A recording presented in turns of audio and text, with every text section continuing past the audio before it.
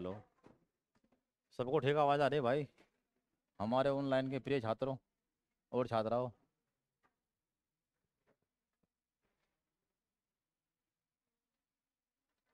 चलिए टॉपिक पढ़ रहे हैं उत्तराखंड का इतिहास। दुर्भाग्य से कल 10 से 4 तक लाइट नहीं थी और इसमें बहुत डिस्टरबेंस हुए। तो कल तो ये कटता रहा जुड़ता रहा मामला। तो आज इसलिए पढ़ना पड़ेगा स्टार्टिंग से। ठीक। कल टेक्निकल दिक्कत बहुत सारी थी। तो उत्तराखंड का इतिहास बिल्कुल पहली क्लास से।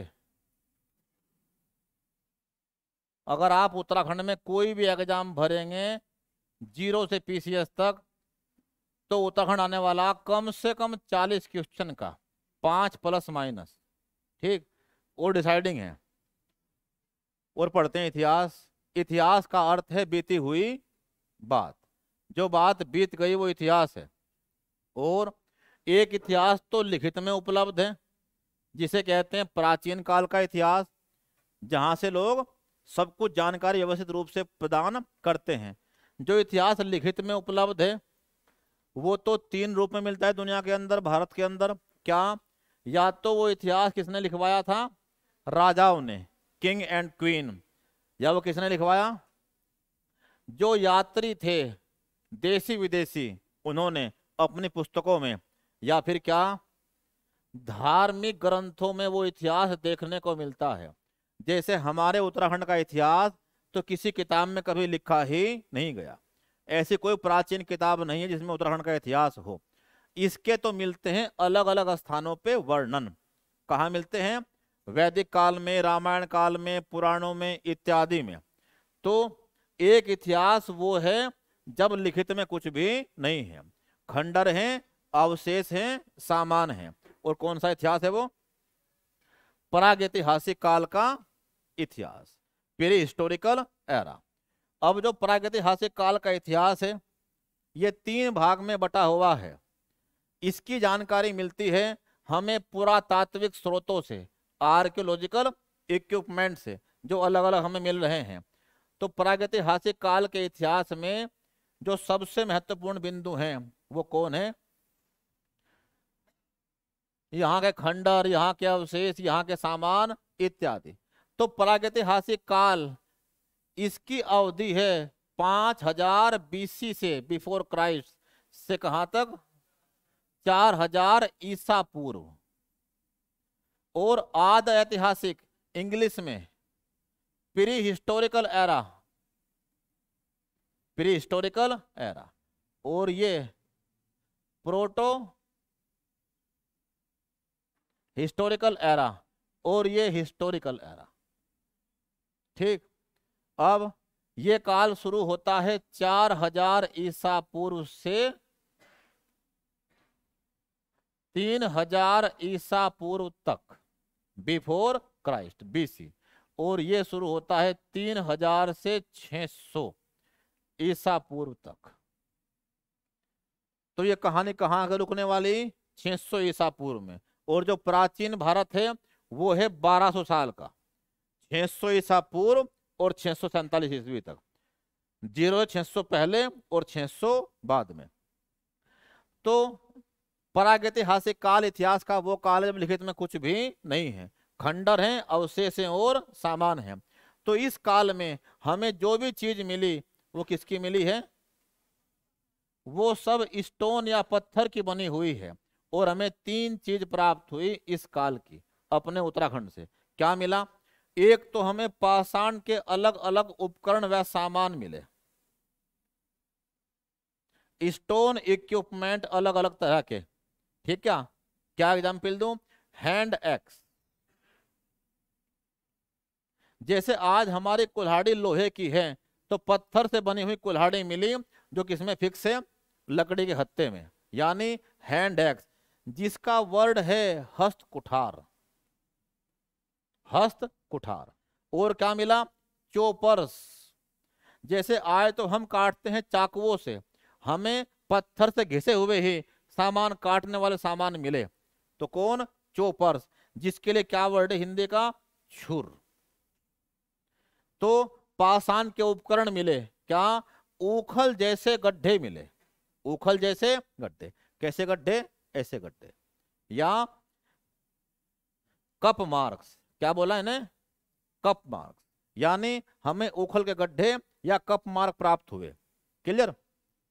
तो पाषाण काल के उपकरण मिले या क्या मिली, हमें मिले इन पत्थरों में ही दफन आदमी, जिन्हें कहते हैं समाधान या समाधिया, क्रीमेशन किए हुए आदमी, ठीक, समाधान या समाधिया। और उत्तराखंड की सबसे पहली खोज प्रागैतिहासिक काल की इसी चीज की हुई, यानी प्रागैतिहासिक काल में 1856 में उत्तराखंड की सबसे पहली खोज हुई। करने वाले का नाम था हैनवुड, करने वाले का नाम हैनवुड। इसने क्या खोज दिए, समाधियां इसी प्रकार की, दफन आदमी। क्लियर। ऐसी कुछ खोजें और हुई अलग अलग स्थानों से, जहां हमें क्या मिलती हैं, समाधियां। और इनमें जो लोग दफन थे उनमें कुछ के साथ उनके पालतू जीव और उनकी सामग्री भी दफन थी। जैसे कौन,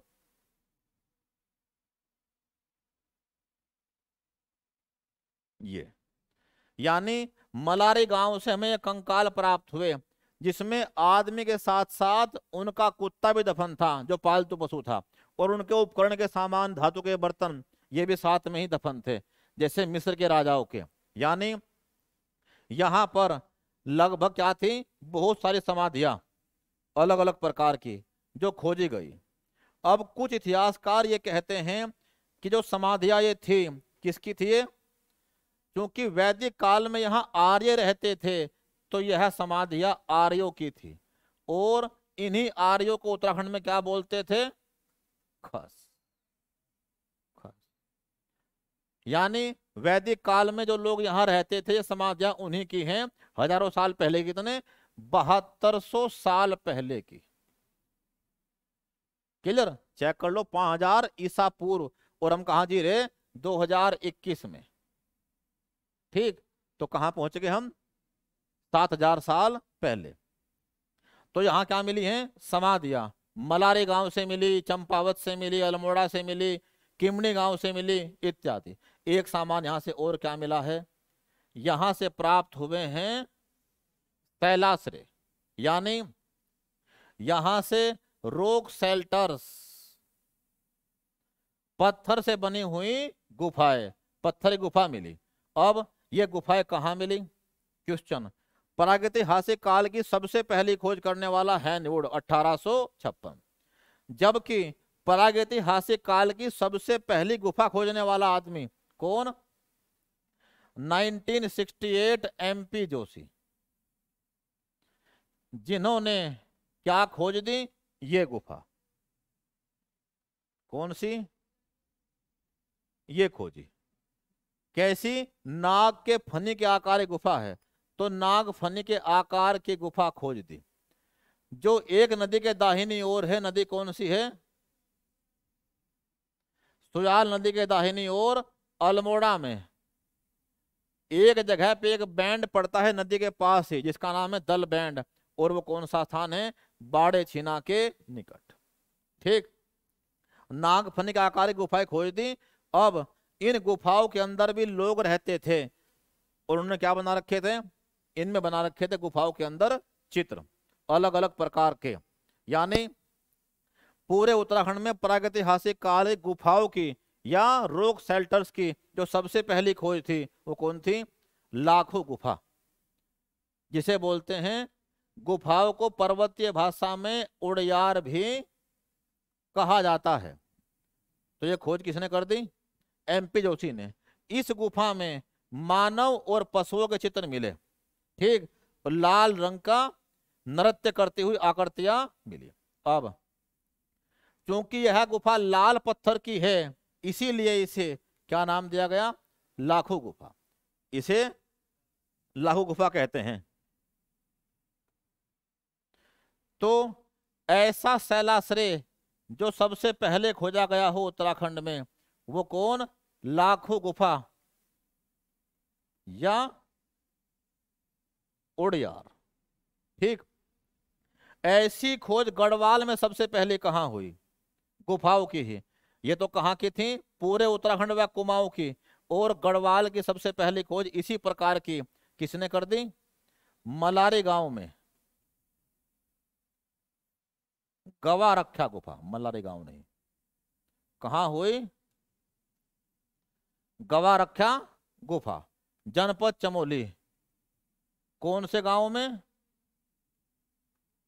डुंगरी गांव में। और कौन सी घाटी में? अलकनंदा नदी घाटी में। अलकनंदा नदी घाटी में। डुंगरी वही गांव है जहां का रामायण प्रसिद्ध है।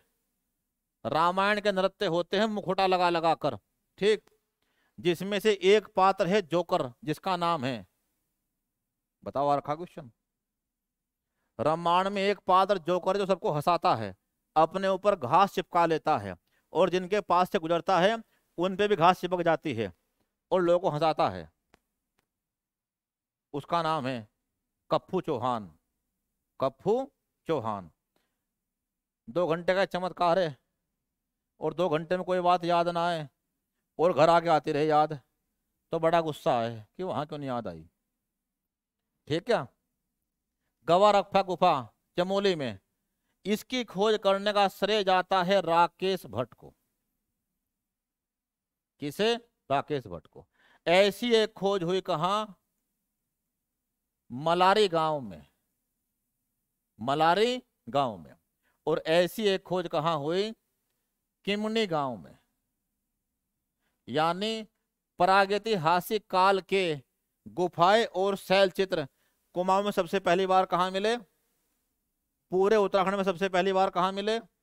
गढ़वाल में सबसे पहली बार कहां मिले और किसने खोजे? ठीक।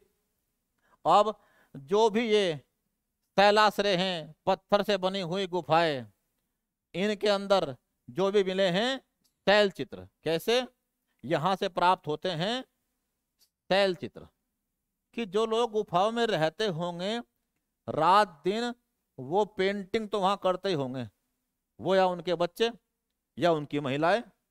ठीक। तो जो भी ये शैल चित्र बने हुए इन गुफाओं के अंदर हैं वो कैसे हैं? एक तो रंगीन हैं। कैसे हैं?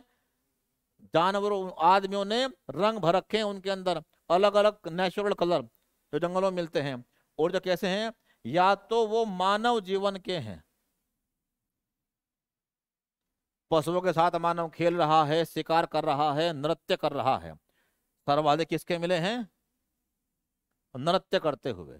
ठीक है। 38 आदमी नृत्य कर रहे हैं चित्र के अंदर। ठीक। त्रिशूल नुमा चित्र मिले मानव के। और दूसरे कैसे चित्र हैं? सेकंड ऐसे हैं जो देवी देवताओं के हैं। देवी देवताओं के। तो उत्तराखंड का प्रागैतिहासिक काल का इतिहास जब लिखित में कुछ नहीं है, पत्थर से बने सामान प्राप्त होते हैं 3 रूप में।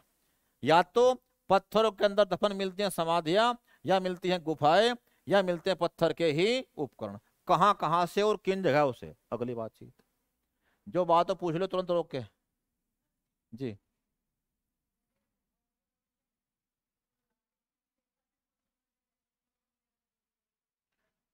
वो इतना डीपली हम पढ़ रहे, इतना डीपली मुझे 20 किताब पढ़ के पता लगा। तो आप तो इससे डीपली बिल्कुल ना पढ़ियो। इससे डीपली पढ़ने का मतलब अपना समय खराब करना है इसके ऊपर। मैंने तो इतिहास के ऊपर ही कम से कम पढ़ दिए होंगे 10 से 15 किताब उत्तराखंड के इतिहास की ही। बद्रित पांड्या कुमाऊं का था इतनी बड़ी किताब, अजय रावत इतनी बड़ी किताब, यानी केवल हिस्ट्री की ही। तो इसके का फायदा उठाओ तुम लोग। जब इसके वेल मेंटेन नोट्स पीडीएफ हमने आपको दे दिए, इससे बाहर आना हिस्ट्री कम से कम 25 दिन लेगी अभी। लेकिन ऐसी होगी कि 7 से 8 क्वेश्चन आने, हिम्मत नहीं आपका कोई एक सवाल भी ला कर दिखा दे। तो आपको इससे बाहर नहीं जाना। इसके जो क्वेश्चन ऑब्जेक्टिव वो भी हम तुरंत देंगे नेक्स्ट वीक से, बाकायदा पूरी पीडीएफ भी, और इनके topic wise chapter by chapter बना रखे ऑब्जेक्टिव क्वेश्चन। तो उतने सवालों से तुम्हें मिल जाएगा सीधा क्वेश्चन, बिना मतलब कुछ ना करो आप तो फायदा हो टाइम का। कर तो आप सब कुछ लेंगे, सारा खेल किस बात का है? सारा खेल है समय पे हो पाएगा कि नहीं। उसके लिए आपके लिए काम कर रहे हैं बहुत से लोग। जिन्हें दिक्कत थी क्या, उत्तराखंड की इंग्लिश मीडियम में कोई किताब ही नहीं है और जो है वो बेकार है सारी, उनमें कुछ है ही नहीं। तो हमने जितने भी हिंदी के भी नोट्स थे अपने सारे कहाँ कन्वर्ट करवा दिए? इंग्लिश में। अब बिल्कुल बाकायदा सेम मैटर है हिंदी में और इंग्लिश में, उसे कुछ नहीं पढ़ना।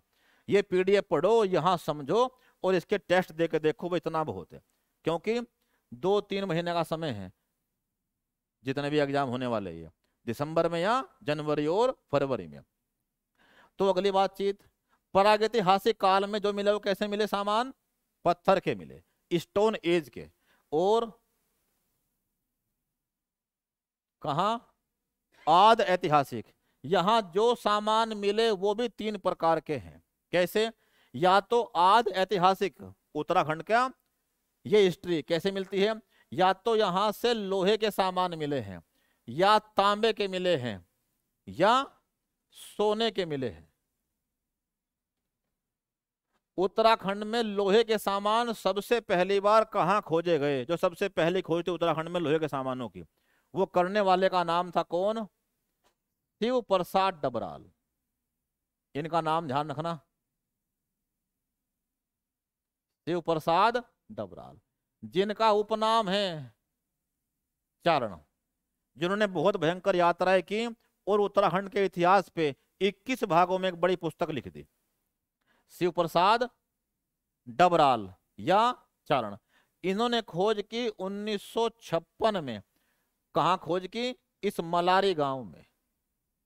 और मलारी गांव में क्या खोज दिए? लोहे के फलक, यानी लोहे के बने हुए सामान।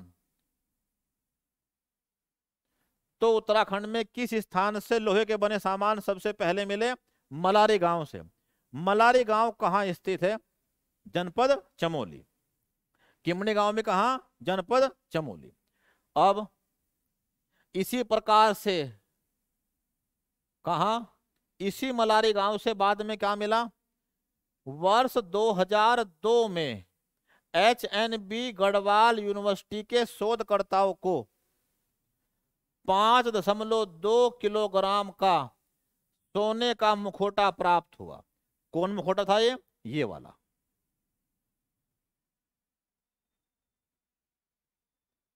ये 5.2 किलोग्राम का सोने का मुखौटा प्राप्त हुआ। कहां से? HNB गढ़वाल यूनिवर्सिटी के शोधकर्ताओं को। आपको हम पीडीएफ देंगे बाकायदा, आप तो बस ध्यान दो, कुछ ही बात लिखनी है आपको। क्लियर? ये क्या मिले? कानों में डालने वाले झुमके इत्यादि। क्लियर? अब इसी प्रकार से बनकोट पिथौरागढ़, कहां से? बनकोट पिथौरागढ़ से 8 ताम्र मानव आकृतियां और नैनीताल से तांबे की मानव आकृतियां प्राप्त हुई। 2 स्थानों से क्या मिले? अब समझो आप, थोड़ी सी बातचीत को जरा एक बार। दुनिया में सबसे पहले आया था पाषाण युग, जब सब बना हुआ था पत्थरों का, जिसे दुनिया जानती है स्टोन एज के नाम से। तो पत्थरों का यह युग अंत हुआ। कब हुआ? जब ये जंगली आदमी इतना विकसित हो गए कि इन लोगों ने बाकायदा नगर बसाने शुरू कर दिए और आग का आविष्कार हो गया। और जो इनके पास धातु थी, जिसमें सबसे पहले कौन? ताम्र या तांबा, उससे पिघला के इन्होंने इसके औजार बना दिए। तो जो हथियार या औजार अब तक थे शिकार से लेकर अन्य सामानों के, वो किसके थे? पत्थर के। उन्हें किसने कर दिया रिप्लेस? तांबे ने। इसी युग का नाम पड़ा था ताम्र युग। क्या पड़ा था? ताम्र युग। और हमें पढ़ाया गया है कि सिंधु घाटी सभ्यता को तांबा नहीं मिला था। वो क्या सभ्यता थी? वह कांस्य सभ्यता थी। किस प्रकार की? कांस्य सभ्यता। जो बात गलत थी, जिसे गलत साबित कर दिया एक खोज ने, जो आजाद होने के बाद भारत की सबसे बड़ी पुरातात्विक खोज है, सिनोली बागपत की खोज। यूपी का जिला बागपत और उसका गांव कौन सा? सिनोली। जहां से प्राप्त हो गए हैं तांबे से बने सामान, लगभग सिंधु घाटी सभ्यता से भी पहले के। महाभारत काल की तलवार धनुष रथ, तलवार धनुष रथ डाल के देखना एक बार, डिस्कवरी ऑफ सिनोली नेट पे, तो आपको ये सब देखने को मिलेगा। यानी ब्रिटिश काल वालों को, अंग्रेजों को खुदाई में 1921 में तांबा नहीं मिला तो उन्होंने क्या बता दिया कि तांबा यहाँ था ही नहीं, बस वो स्थान खोज नहीं पाए जहां तांबे थे। क्लियर। तो ताम्र युग आया, तो उसी ताम्र युग के समय की बातचीत है ये जो हम पढ़ रहे हैं अपने यहाँ उत्तराखंड में, कॉपर एरा। तो यहाँ बनकोट पिथौरागढ़ से क्या प्राप्त हुए? 8 तांबे की मानव आकृतियां, 8 ताम्र मानव आकृतियां। क्लियर। और सोने का मुखौटा अभी पड़ा।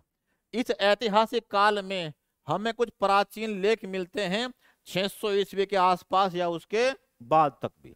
क्लियर।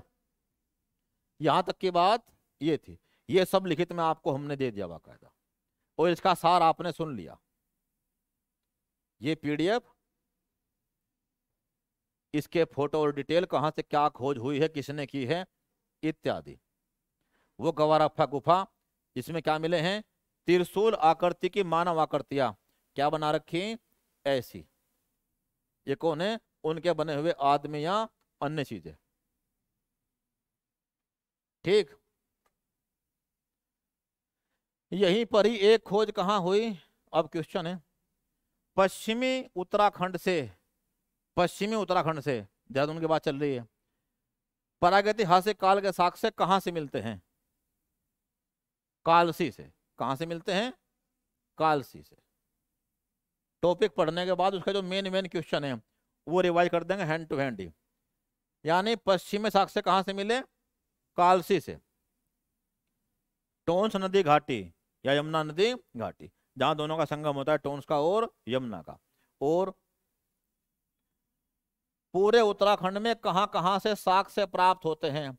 जनपद हरिद्वार में, जनपद हरिद्वार में प्रागैतिहासिक काल के साक्ष्य कहां से प्राप्त होते हैं? बहादुराबाद से 1951 में यजदत्त शर्मा के द्वारा। ठीक। जिसमें सिंधु घाटी सभ्यता के समय के बर्तन मिले हैं। सिंधु घाटी सभ्यता के समय के बर्तन मिले हैं। और क्या मिले हैं? यहां प्रागैतिहासिक काल में ये सामान मिले हैं, अगर आप देख पा रहे हो। ये सिंधु घाटी सभ्यता वाले लोग आए तो हमारे पास है बड़ी बड़ी टंकियां टीन की बनी हुई, अपने अनाज के लिए, अन्न के लिए, या स्टील की। उस समय क्या थे? मृत भांड, बड़े बड़े मटके जिनमें क्या रख रहे थे? वो अनाज। इन्हें कहते हैं PGW, पेंटेड ग्रे वेयर, चित्रित घूसर मृत भांड, चित्रित घूसर मृत भांड। ऐसे मृत भांड मलारी से भी मिले हैं। पेंटेड ग्रे वेयर यानी रंग बिरंगे मटके टूटी अवस्था में। ठीक। तो प्रागैतिहासिक काल में क्या क्या सामान मिले हैं उत्तराखंड से और कहां कहां से मिले हैं, उन सब का सार ये है। क्या सार है? कि कौन कौन से स्थान उत्तराखंड में प्रागैतिहासिक काल से संबंधित हैं या नहीं हैं। ठीक।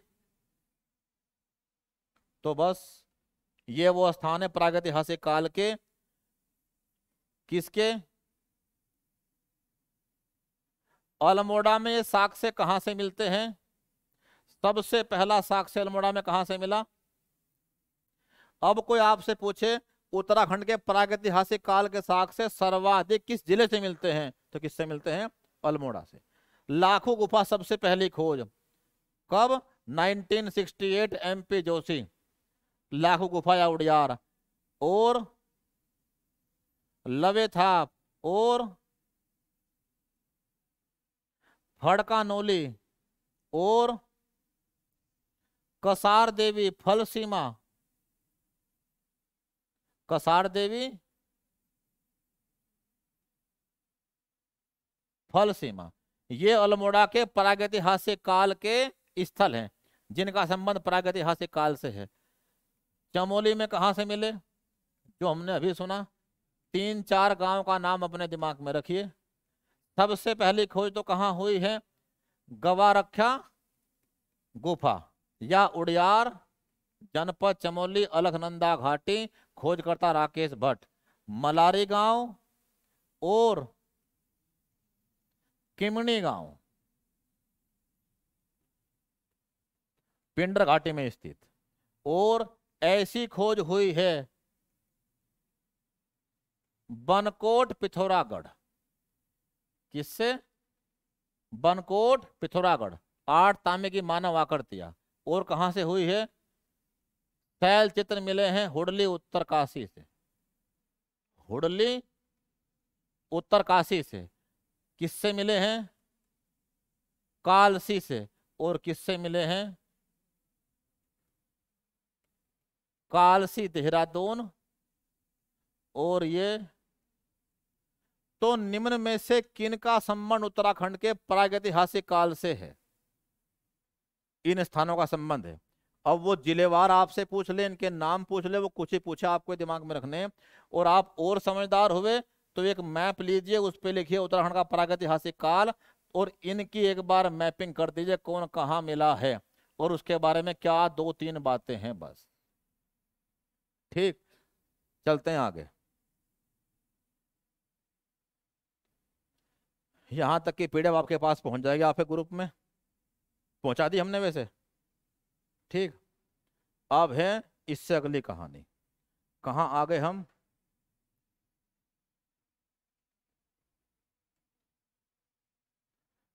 उत्तराखंड के इतिहास का एक हिस्सा हमने पढ़ दिया। क्या? प्रागैतिहासिक काल, जो समाप्त होता है कितने पे लाके?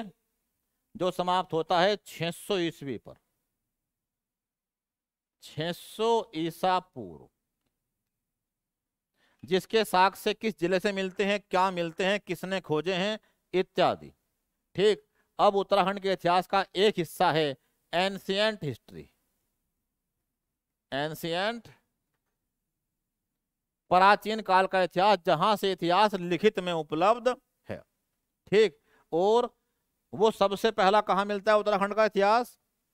ऐसी किताब को लिखी नहीं गई। कहां? धार्मिक और पौराणिक ग्रंथों में उत्तराखंड के बारे में क्या जिक्र मिलता है। तो सबसे पहले कहां मिलता है? वैदिक काल की बात। वैदिक काल में क्या उल्लेख है उत्तराखंड का? तो क्या उल्लेख है उत्तराखंड का वैदिक काल में? इसकी पीडीएफ भी आपके ग्रुप में भेज दिया, आप सिर्फ समझो और सुनो बातों को। ठीक क्या? क्योंकि ये तो कहानियां हैं, आपके दिमाग में एक बार बैठ जाएं बस, आप भूल नहीं सकते। तो वैदिक काल की बात चल रही है कि वैदिक काल में क्या उल्लेख मिलता है उत्तराखंड का, वैदिक पीरियड। तो सबसे पहली बात, वैदिक काल में क्या नाम था उत्तराखंड का? क्वेश्चन ध्यान रखना कि क्या सवाल है, पूरी कहानी में आपको वो सवाल नहीं भूलना बिल्कुल भी। उत्तराखंड का नाम वैदिक काल में था जो आज हम कहते हैं उपनाम के रूप में देवभूमि। ठीक, या मनीषियों की भूमि। मनीषियों की भूमि अर्थात मनीष मतलब कौन? देवता, देवताओं की भूमि। उत्तराखंड शब्द का सबसे पहला उल्लेख कहां मिलता है? उत्तराखंड शब्द का सबसे पहला उल्लेख मिलता है ऋग्वेद में। ऋग्वेद में ही उत्तराखंड शब्द का सबसे पहला उल्लेख मिला। ठीक है बातचीत? अगली बात, अब यहां चल रही धार्मिक बातें कि धार्मिक और पौराणिक ग्रंथों में उत्तराखंड का क्या जिक्र आया। तो किस काल में जिक्र बात पूछ रहे हैं हम? वैदिक काल में। तो यहां नाम क्या था? ये नाम सबसे पहली बार कहां आया? उत्तराखंड का नाम ये था। उत्तराखंड सबसे पहले कहां आया?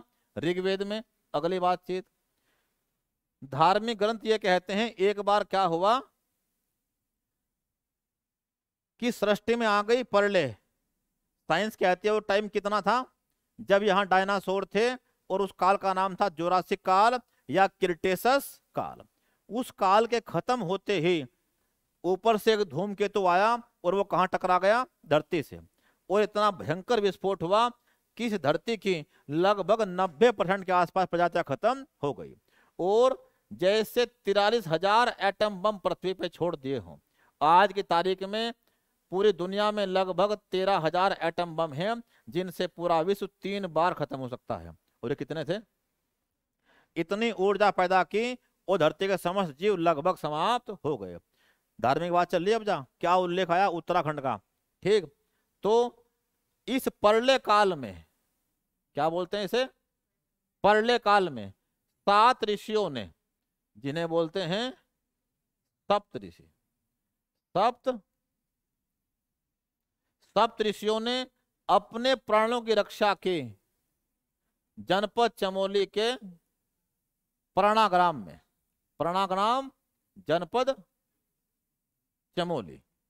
इन्हीं सप्त ऋषियों में से सबसे अंतिम हुए कौन? महर्षि मनु। महर्षि मनु। और महर्षि मनु से ही सृष्टि या मनुष्य फिर आगे चले। यानी मनुष्यों के आदि पूर्वज हैं मनु, और अब ये मनुष्य अपना जीवन कैसे जिएंगे, इनके काम क्या होंगे, अधिकार क्या होंगे। जैसे इस्लाम धर्म चलता है शरीयत व हदीस से, शरीयत व हदीस से, ऐसे ही हिंदू धर्म के लिए स्टार्टिंग में क्या बना दिए? नियम कानून। उस समय किसी की जाति कोई नहीं थी, सिर्फ कर्म ही उसका आधार था। और वो पुस्तक का नाम क्या है? मनुस्मृति, जिसमें क्या लिखा गया है? नियम कानून।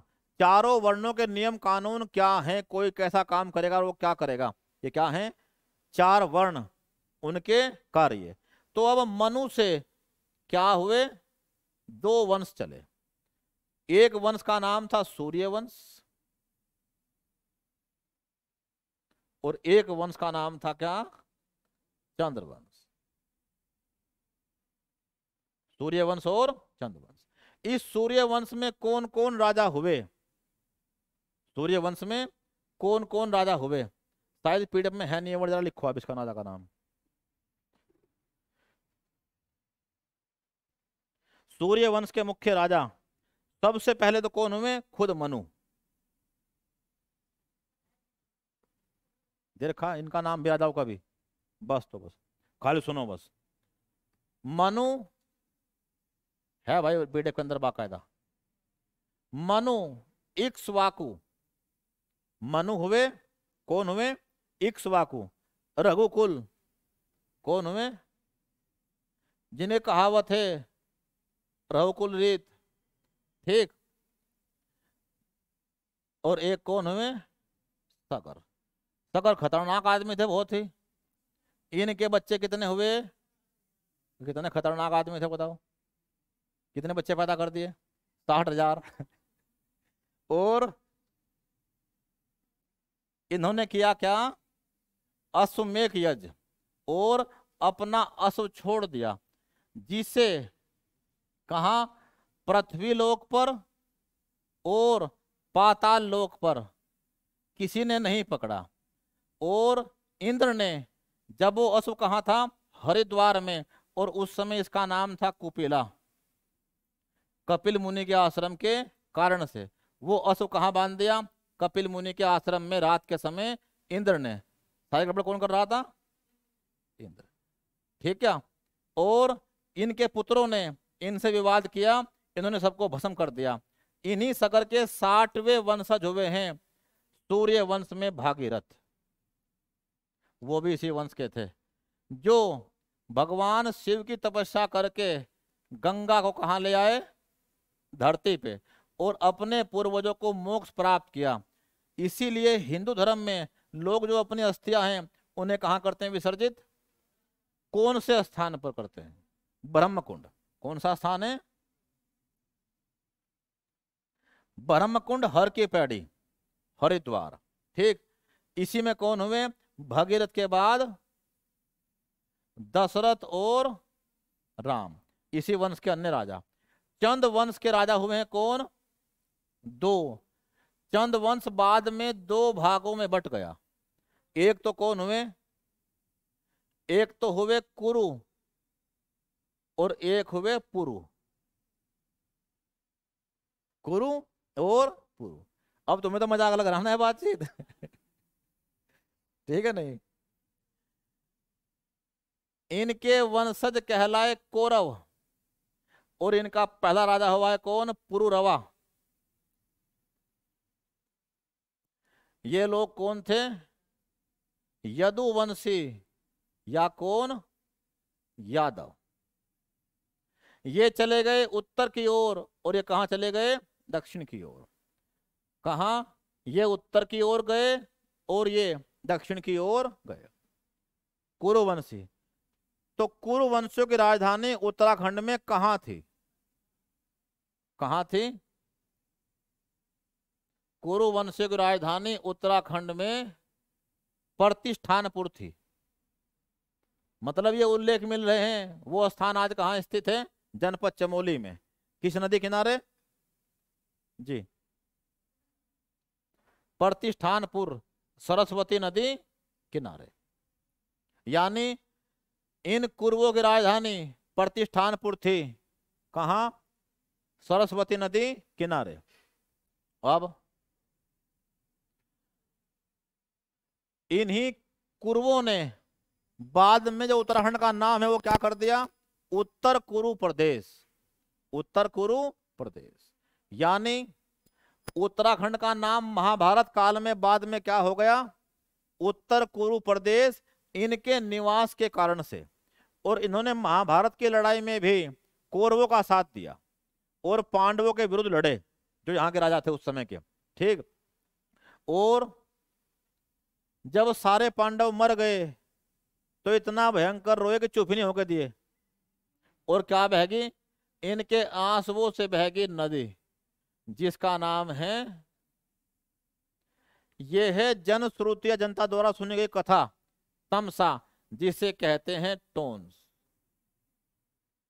तो स्थान भी, कथाएं भी और चीजें भी इनकी पुष्टि करती हैं। ये कहां चले गए? दक्षिण की ओर, यदुवंशी। ठीक। आगे इनके प्रथम राजा हुए परीक्षित। पुरुरवा के पश्चात इस परीक्षित का पुत्र हुआ कौन? महाभारत काल में जन्मेजय। जन्मेजय के बारे में क्या सुना हमने? कि जन्मेजय वो राजा है जिसने केदारनाथ का मंदिर सबसे पहली बार बनवाया। यानी केदारनाथ मंदिर का सबसे पहला निर्माण करता 7000 साल पहले कौन? महाभारत काल का राजा जन्मेजय। यानी यहां क्या मिल रहे? यहां मिल रहे उल्लेख। क्लियर? प्रतिष्ठानपुर कहां? सरस्वती नदी किनारे। ठीक बातचीत।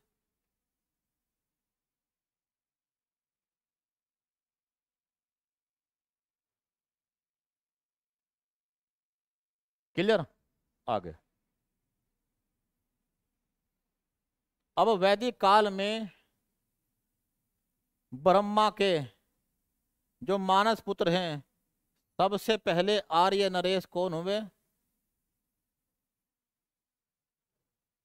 सबसे पहले आर्य नरेश हुए दक्ष प्रजापति,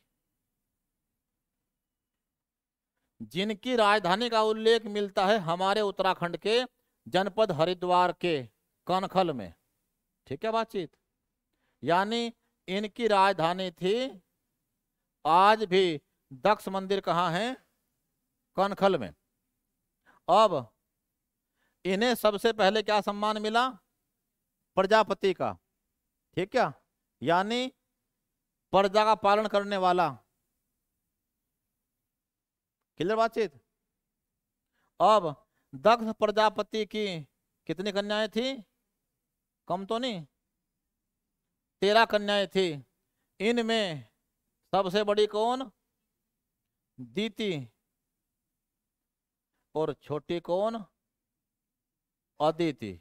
और ना दे भगवान, अदिति। ठीक है, आ का मतलब ना दे। दीति और अदिति। इतनी बात में कोई दिक्कत तो नहीं? ठीक। इन 13 के 13 की शादी किससे हो गई?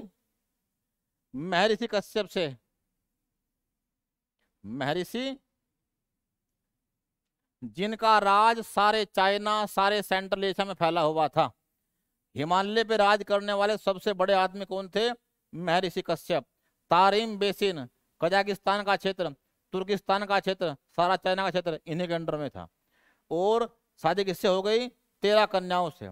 और दीति से क्या पैदा हुए? राक्षस। टीवी में देखा होंगे आपने, खतरनाक। और अदिति से क्या पैदा हुए? देवता। तो देव और दानव, इनका जो उत्पत्ति स्थल है वो भी कहाँ है? उत्तराखंड में ही। ठीक। अब जो देवता हैं वो तो कहाँ चले गए? उत्तर की ओर। और ये कहाँ चले गए? दक्षिण की ओर। कौन? राक्षस। कहाँ जाके मिले? रावण के पास। ठीक। अब इन्हीं सप्तऋषियों में कहानी चल रही है, कैसे कैसे आगे लोग आए, कैसे यहाँ राज बने, कौन बना पहला राजा इत्यादि। अब इन्हीं सप्तऋषियों में से 4 ऋषियों पर ईश्वर का ज्ञान अवतरित हुआ। सब धार्मिक बात चल रही है। अब आप मानो चाहे ना मानो, आप कहोगे जैसे आप कह रहे कि इन ऋषियों पे ईश्वर का ज्ञान क्या हुआ? अवतरित। इन्हें वो ज्ञान नहीं था, ईश्वर ने दिया, इन्होंने उसे लेखनीबद्ध कर दिया। कहाँ कर दिया? 4 गुफाओं में जो बद्रीनाथ धाम के पास स्थित हैं। गणेश गुफा, व्यास गुफा, मुचुकुंद गुफा इत्यादि। ठीक। और यहीं पर ही चारों वेदों की रचना हुई। तो चारों वेदों की रचना जहां हुई वो स्थान आज कौन है? बद्रीनाथ धाम के पास वेदनी बुग्याल। और वहीं है वेदनी कुंड।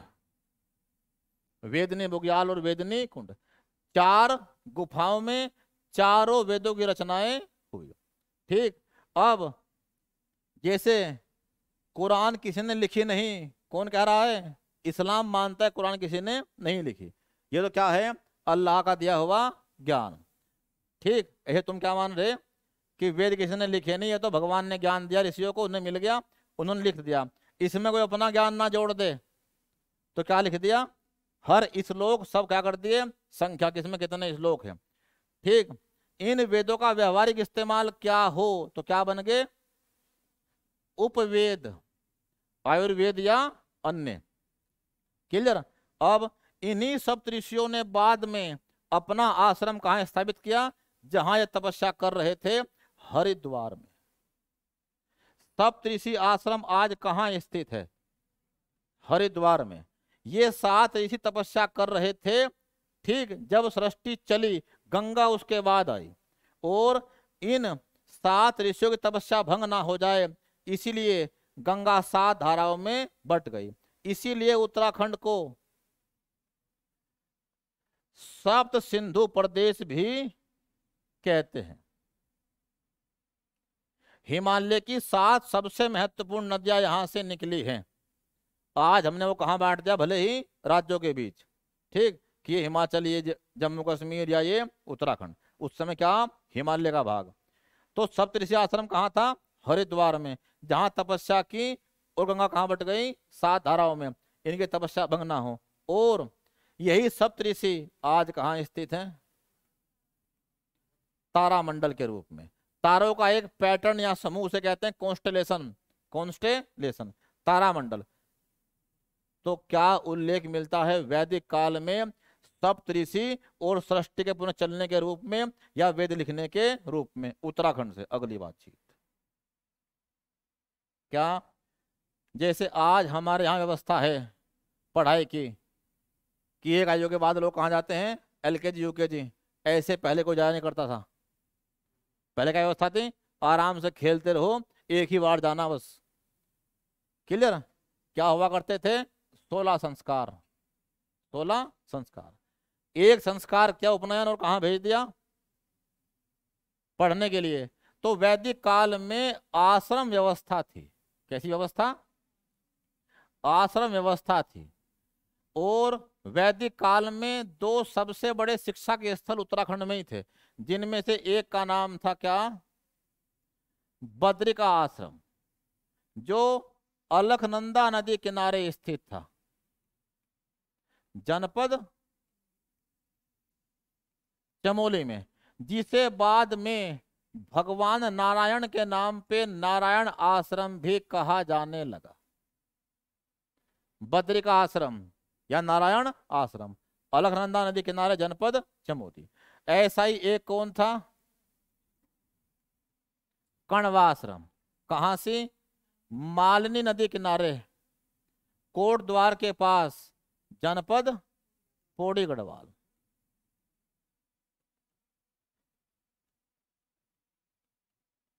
जनपद पौड़ी गढ़वाल। तो यहां रहते थे महर्षि कर्ण आज से 7200 साल पहले अपनी पुत्री शकुंतला के साथ। और इनका प्रेम प्रसंग किससे हुआ, दुष्यंत से, जिनके पुत्र का नाम था भरत, जिसके नाम पे देश का नाम पड़ा भारत। तो भारत को उसका नाम दिया गया जिस स्थान पे, वो स्थान कौन था, कण्वाश्रम, जिसका बाद में नाम क्या कर दिया गया, जिसका बाद में नाम कर दिया गया चोका घाट। और 2016 में फिर से क्या कर दिया, इसकी ऐतिहासिक पहचान बनाने के लिए कण्वाश्रम। और अब हमारा चल रहा है एक प्रोग्राम, क्या, वन डिस्ट्रिक्ट, बताओ,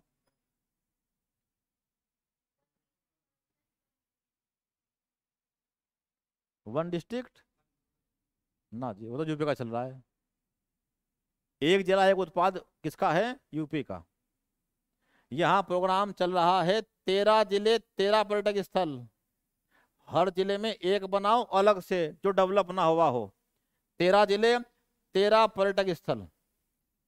तो हर जिले में से एक स्थान चुना गया है जिसे गवर्नमेंट डेवलप करे टूरिस्ट प्लेस के लिए, वहां सुविधाएं, आना जाना, रास्ता, वो सब डेवलप करेंगे। तो जनपद पौड़ी गढ़वाल में कौन चुना गया है, कण्वाश्रम। यानी इसे जिले में एक टूरिस्ट प्लेस डेवलप करने के लिए विकसित किया जा रहा है। और जो टैगलाइन है, देखिए, वह स्थल जहां भारत का नाम भारत पड़ा।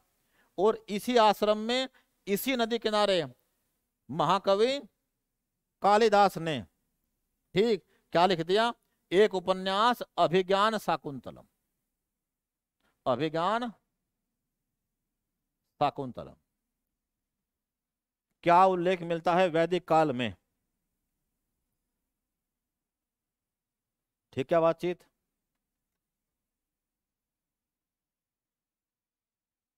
बिल्कुल। अगला, वैदिक काल में क्या उल्लेख मिला, उत्तराखंड का किस रूप में मिला, कहां कहां मिला। अब वैदिक काल के बाद कौन सा काल, वैदिक काल के बाद पुराण काल में क्या उल्लेख मिलता है, उत्तराखंड का, ठीक।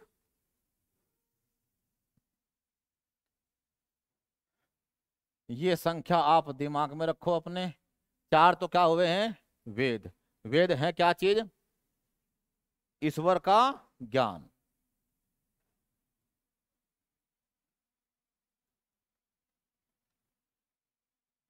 The knowledge of God.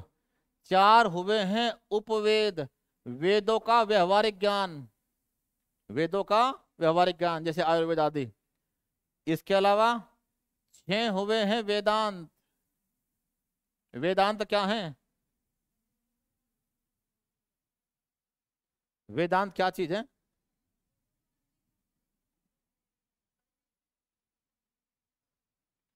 वेदांत है ईश्वर प्राप्ति के साधन।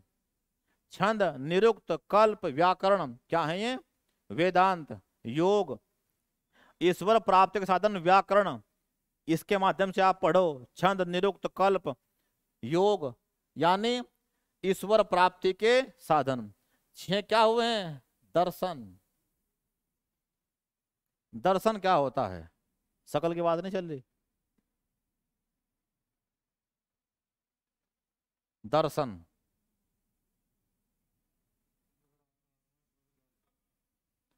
दर्शन का मतलब है आत्मा। तो कोई भी सब्जेक्ट पढ़ो आप, अंतिम में उसमें क्या होती है, PhD, doctor of philosophy, doctor of philosophy. इसका मतलब क्या है, आपने उस सब्जेक्ट की आत्मा को पहचान लिया है, आप इतनी गहराई में चले गए हैं, ठीक क्या, किसी बिंदु पे, किसी विषय पे, किसी चीज के ऊपर आपने क्या कर दी है, इतनी अधिक रिसर्च। तो 6 क्या हुए, दर्शन। सांख्य, मीमांसा इत्यादि। और 18 हुई हैं पुराण। क्या हुई? पुराण। पुराण क्या है?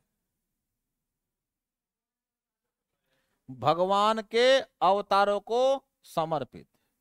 ईश्वर के अलग अलग अवतार हुए हैं, तो उन अवतारों को समर्पित कौन हुई हैं?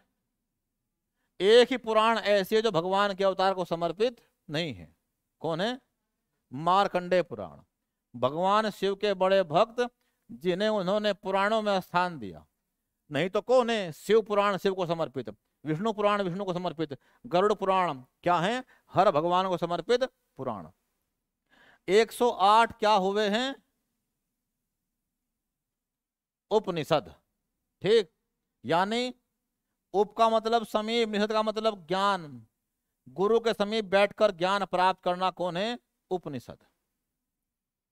ठीक, ऐसे क्या हुए हैं? ब्राह्मण और आरण्यक, जंगल में जाकर ज्ञान प्राप्त करना। आरण्यक, अरण्य कहते हैं किसे? जंगल को। ठीक है। तो पुराण काल में क्या नाम था उत्तराखंड का? और 18 पुराण में से किस पुराण में हमारा सर्वाधिक उल्लेख मिलता है?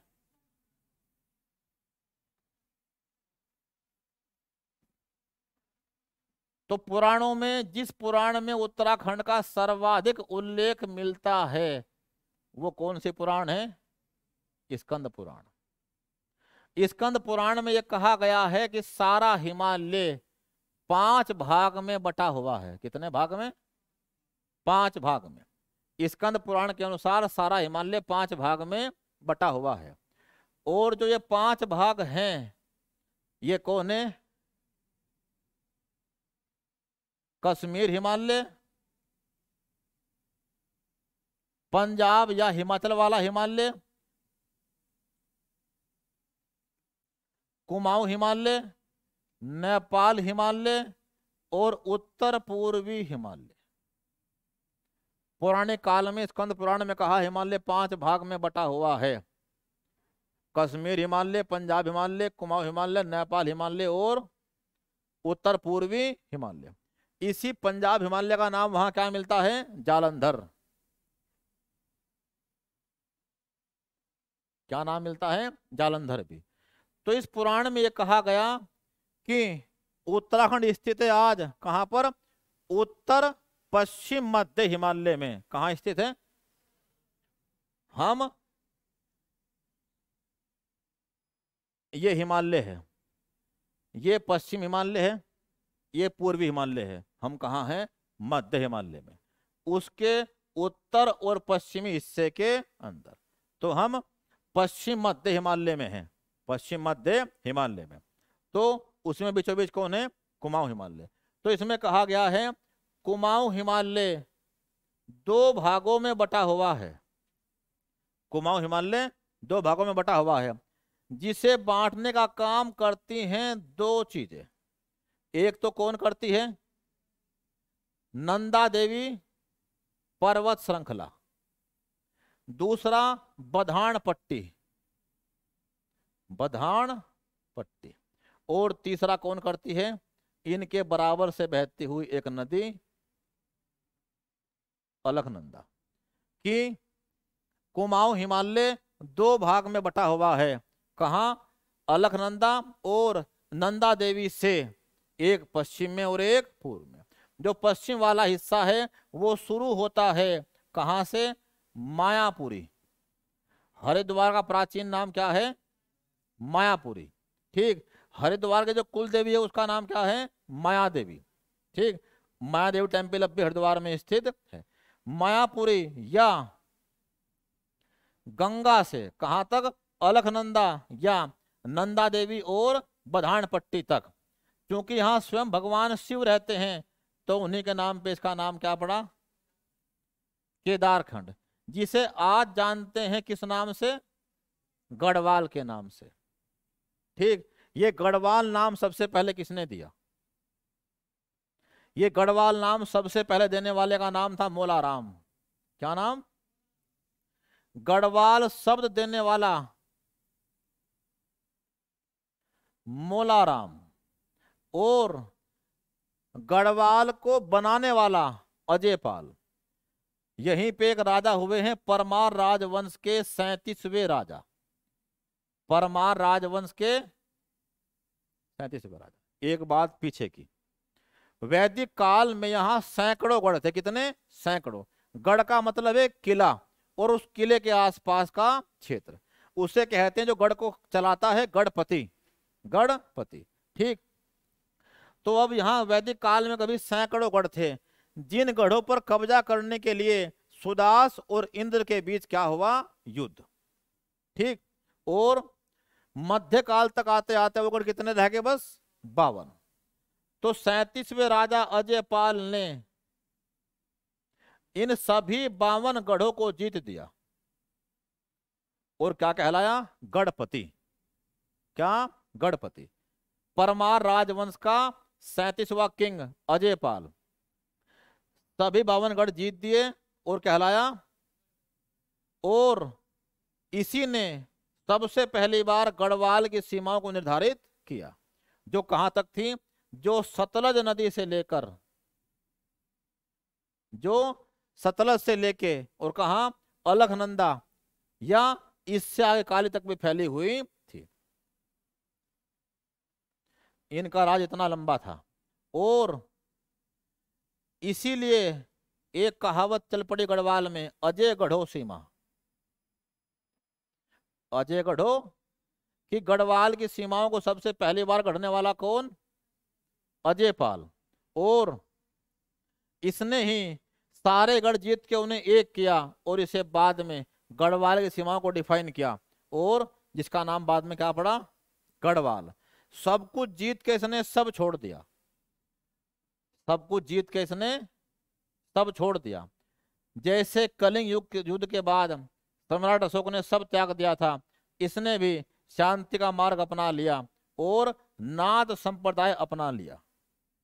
नाथ संप्रदाय चलाने वाले कौन थे इनके? मस्तेंद्र नाथ, और उसके बाद गुरु गोरखनाथ। और इन्हें गढ़वाल का अशोक कहा जाता है, इसीलिए कि जैसे अशोक ने सब जीत कर त्याग दिया, इसी तरह से अजयपाल ने भी सब त्याग दिया। और क्या नाम दिया? गढ़वाल का प्राचीन नाम है केदारखंड। अब कौन? कुमाऊं का नाम क्या मिला? मानसखंड। क्या? कि यहां पर भगवान विष्णु का पहला अवतार हुआ। किसका? कछुए का। और कछुए को संस्कृत में कहते हैं क्या? कुम्र। जब भाषा क्या थी? संस्कृत। जब भाषा बौद्ध धर्म में क्या आई? पाली। तो ये कुम्र क्या बन गया? कुमु। और जब हिंदी आई तो ये क्या बन गया? कुमाऊं या कुमायूं। कब? हिंदी के समय। तो इसका प्राचीन नाम था मानस खंड। मानस खंड, ठीक। और यहां कौन अवतरित हुए? भगवान विष्णु। उनका पहला अवतार कौन सा? कुम्र। इसीलिए कुमाऊं क्या करते? कछुए के पीठ जैसी है। और इसे कुर्मांचल भी कहते हैं। कुर्माचल केसरी बद्रीदत्त पांडे, यानी कुर्म का आंचल, कछुए का आंचल। तो कुमाऊं शब्द बना किससे? कछुए से। इसका प्राचीन नाम क्या था? मानसखंड। स्कंद पुराण में क्या उल्लेख मिलता है उत्तराखंड का? क्षेत्रों के नाम क्या थे? ये दो नाम सैकड़ों बार रखे, ध्यान रखना। केदारखंड और मानसखंड। किसका नाम? ये कुमाऊं का और ये गढ़वाल का। और गढ़वाल नाम कहां से आया और कैसे पड़ा? और कुमाऊं नाम कहां से आया और कैसे पड़ा? इतने बाद में कुछ पूछना पूछ दो आप।